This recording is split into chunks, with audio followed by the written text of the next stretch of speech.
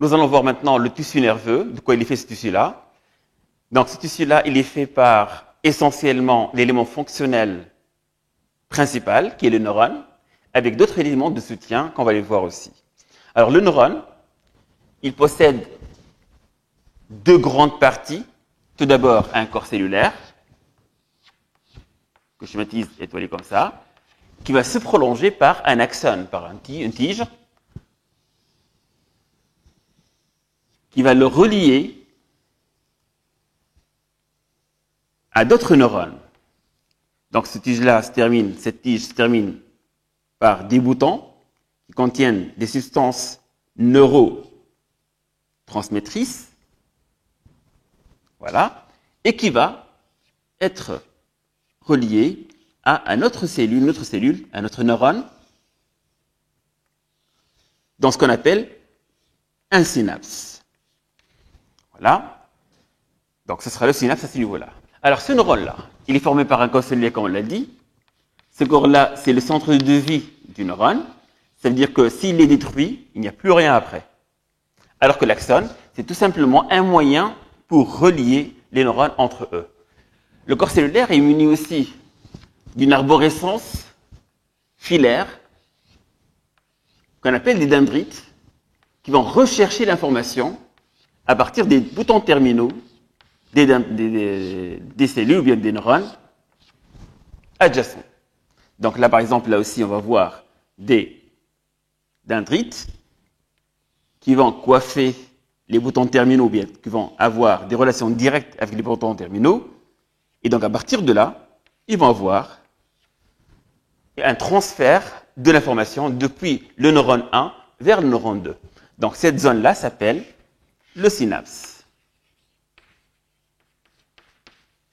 Une fois le neurone est stimulé, et pour la stimulation, il va avoir un sens de la circulation, un sens unique de la circulation, dendrite, corps cellulaire, axone, boutons terminaux, libération de la substance neurotransmettrice, excusez-moi, et récupéré par les dendrites qui vont être stimulés, qui vont stimuler le neurone suivant, là, et qui va aussi faire véhiculer l'information dans son axone jusqu'aux boutons terminaux et donc jusqu'au neurone suivant.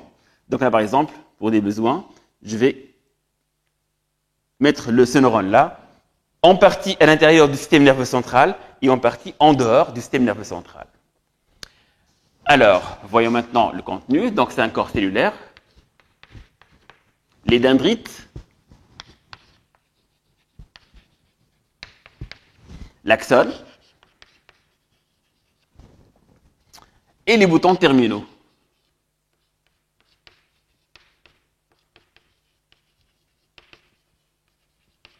Terminaux. Alors, l'axone ne veut pas rester nu. Il va être aussi couvert par une substance blanche, mais pas totalement. Au niveau du névrax, cette substance blanche, elle est synthétisée et déposée par des cellules qu'on appelle ça des oligodendrocytes.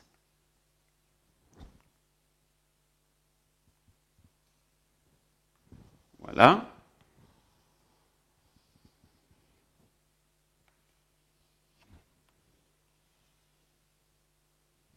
Voilà un oligodendrocyte qui va sécréter et déposer ces substances qui seraient blanches autour des axones.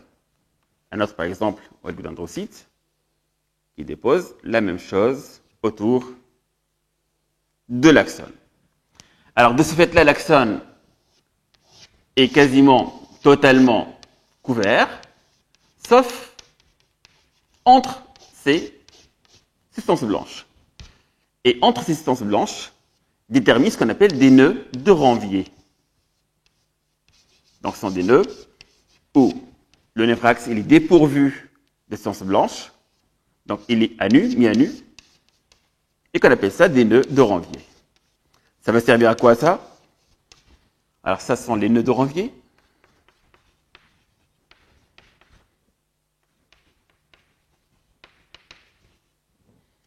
Nœuds de Ranvier. Alors, ça va servir à quoi? Tout d'abord, cette substance blanche va permettre de couvrir l'axone et donc de protéger, d'isoler le courant électrique qui va traverser l'axone de son environnement adjacent. Donc, toujours ce sont des cellules vivantes, là, avec des noyaux, etc. Et deuxième chose, c'est que si on compare maintenant la transmission et la circulation de l'influx nerveux, donc courant électrique serait l'influx nerveux maintenant, l'influx nerveux, dans une zone qui est complètement amyélénique, c'est-à-dire un axone qui est complètement découvert, on va voir une circulation de proche en proche. Voilà, voilà, etc., etc. Et donc, de ce fait-là, la présence de ces nœuds-là, la présence de cette substance blanche, va pouvoir élargir le saut et donc accélérer, bien entendu, la vitesse du courant électrique ou d'influx nerveux.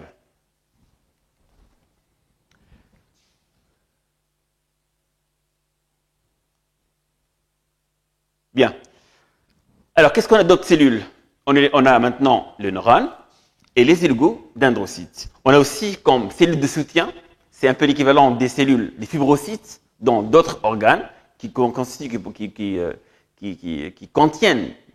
donc qui contient de l'essence, donc qui contient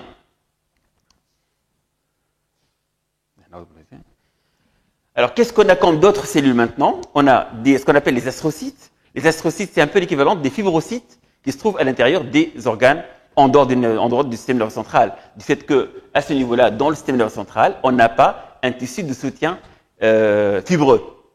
Mais plutôt, ce sont des cellules qui vont assurer la cohérence, le maintien du tissu nerveux. Alors, ces astrocytes-là, je schématise en orangé, je vais le chercher. Voilà. Les astrocytes, ils vont combler tous les espaces qui se trouvent entre les neurones et les autres cellules. Constituent quasiment 90% du contenu du tissu nerveux. Leur rôle, très important, tout d'abord pour le maintien, donc un rôle physique si vous voulez, maintien des cellules, et surtout d'isoler les cellules des environnements. Voilà. De même aussi, cette cellule va assurer une barrière avec les vaisseaux sanguins et les capillaires à ce niveau-là, en apposant une autre couche par leur terminaison, qui est là, et qu'on appelle ça une barrière hémato-encéphalique. Vous allez voir ça, l'importance de cette barrière-là, plus tard. Donc, on a les oligodendrocytes.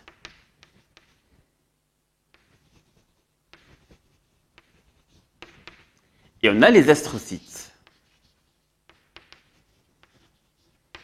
Finalement, d'autres cellules qui vont être mobiles, qui vont circuler dans ce qui reste comme espace interstitiel, qui vont être libres et qui vont, bien entendu, assurer parfois la nutrition et aussi la défense du système nerveux central, parce qu'il n'y a pas à ce niveau-là un tissu lymphatique qui va assurer cette défense-là. Donc ces cellules-là, ce qu'on appelle la microglie, les microgliales ou microglies,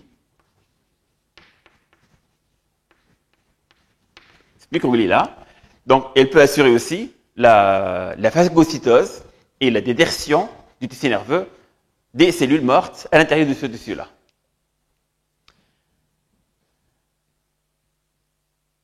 Donc on a dit que le corps cellulaire, c'est la vie du neurone, l'axone. Si par exemple l'axone a été coupé quelque part, à partir du bouton, à partir du bout proximal du neurone, on peut avoir une régénérescence qui va suivre le tunnel qui a été creusé par l'axone qui est mort, là, pour atteindre généralement le neurone suivant. Et donc il peut régénérer lorsqu'il y a une lésion de cet axone-là, qu'on appelle une régénérescence valérienne. Vous voyez maintenant quels sont les différents types des neurones. Alors ces neurones-là peuvent avoir des formes différentes, telles par exemple un corps cellulaire en forme de pyramide, avec un axone, toujours. Voilà. Qu'on appelle ça des cellules pyramidales, toujours avec des dendrites. Voilà. Donc cellules pyramidales.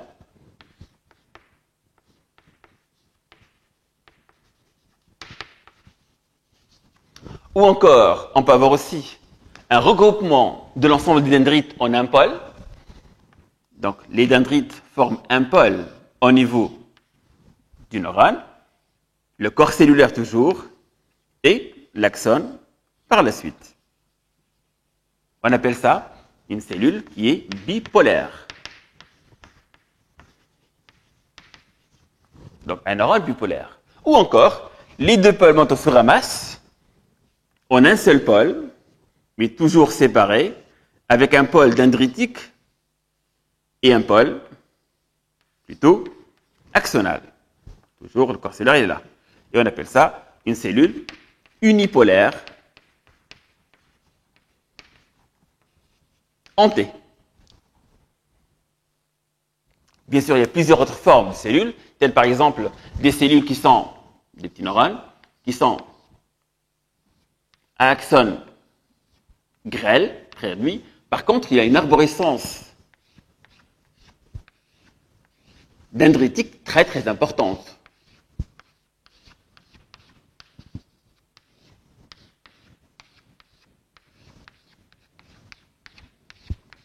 Voilà. Très dense, très importante. Alors, en effet, de la morphologie dépend de la fonction aussi. Là, par exemple, on retrouve ces cellules-là dans ce qu'on appelle la motricité volontaire, consciente, ou encore ce qu'on appelle le système pyramidal. De toute façon, il est appelé du fait que le neurone qui soutient, qui constitue cette voie-là, c'est un neurone qui est plutôt pyramidal. La cellule pyramidale, corps cellulaire pyramidal. Ou encore, on retrouve ces cellules unipolaires en T dans toutes les voies de la sensibilité où on a un ganglion en dehors du névraxe. C'est par exemple les ganglions paravertébraux. Alors que ce type de cellule, comme on le voit ici, on comprend parfaitement bien que sa fonction, c'est de récolter au maximum d'informations, mais va être transmis à très peu de cellules, très peu de neurones. Donc, on le trouve essentiellement au niveau du cortex cérébelleux et son rôle est essentiellement d'inhiber des cellules d'aval, en aval. Alors, voyons maintenant quelques particularités du fonctionnement de ces neurones. Tout d'abord, sur le plan de conduction nerveuse. Alors, comme on l'a dit, puisque, donc là pour la conduction de l'influx nerveux, plus corps cellulaire,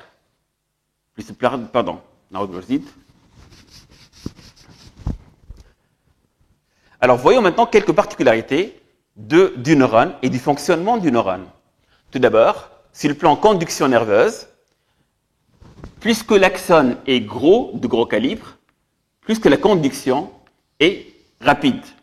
Donc, par rapport à un axone grêle. Donc, pour les voies rapides, où on a besoin d'une rapidité de réponse, ou rapidité plutôt d'information, donc là, on va utiliser des axones qui sont gros. Et deuxième chose, puisque cet axone-là est myélinisé, voilà, puisque la conduction, là aussi, est rapide. Voilà. Un axone de gros calibre, myélinisé, ça conduit rapidement l'influx nerveux, du fait que les sauts de nœuds qui va le faire. Et d'ailleurs, certaines ou bien toute une gamme de maladies au niveau du système nerveux central est due à cette partie-là, cette myélinisation-là, qui est défectueuse. Donc, des troubles de la myélinisation va entraîner donc un ralentissement de l'influx nerveux, et de ce fait-là, on va voir des maladies de la séance blanche qui sont assez graves. Alors, d'autres choses, toujours dans le cadre de la conduction nerveuse, comme on l'a vu ici, donc dans le synapse, en effet, ce n'est pas une liaison directe entre les neurones, mais plutôt par l'intermédiaire de substances nerveuses, et donc ça prend un peu de temps quand même pour transmettre l'influx d'un neurone à un neurone. Et si maintenant on va multiplier les synapses, on va voir des voies polysynaptiques, voilà, comme ça, voilà, on va voir bien entendu un ralentissement. Plus que la voie elle est polysynaptique, plus que la voie elle est lente. Et lorsqu'on a par exemple une voie plutôt qui est posysynaptique, c'est-à-dire peu de synapses, donc polysynaptique égale lent, et posy synaptique, c'est une conduction qui est rapide.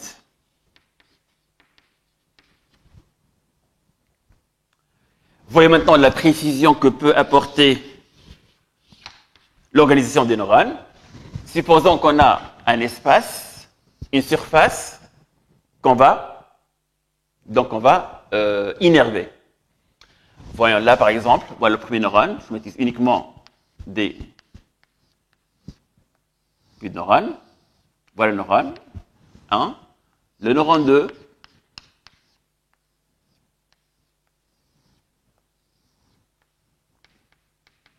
le neurone 3,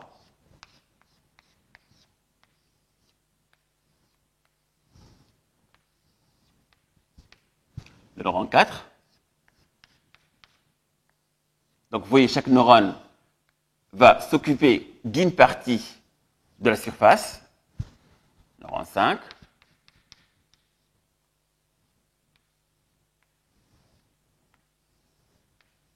Voilà, ce neurone-là. Et vous voyez maintenant comment on va conduire l'influx vers le système nerveux central. Donc on a en périphérie, par exemple sur la peau, on a une surface cutanée qu'on va innerver. On voit le premier neurone qu'on va le coupler à un neurone qui va transmettre vers le système nerveux central. Alors, si par exemple on a une information qui arrive par là, ça veut dire quoi? Ça veut dire que c'est cette zone-là qui est stimulée. Donc une zone qui est réduite, la zone 1, la zone 1. Donc cette zone-là, on sait, lorsqu'on a par exemple une stimulation de cette voie, on sait que ça provient de cette zone A. Maintenant, si on va joindre ces deux neurones à un seul neurone, qu'est-ce qu'on va avoir? Alors, la stimulation à ce niveau-là, on sait maintenant qu'elle provient de cette zone qui est couverte par les deux neurones.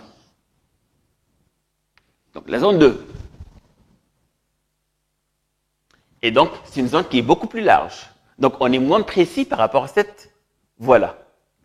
Et si maintenant, donc on va faire pareil pour l'autre zone, la zone 3, qui est là, et on va joindre ces deux voies à un seul neurone qui va véhiculer l'information vers le système nerveux central.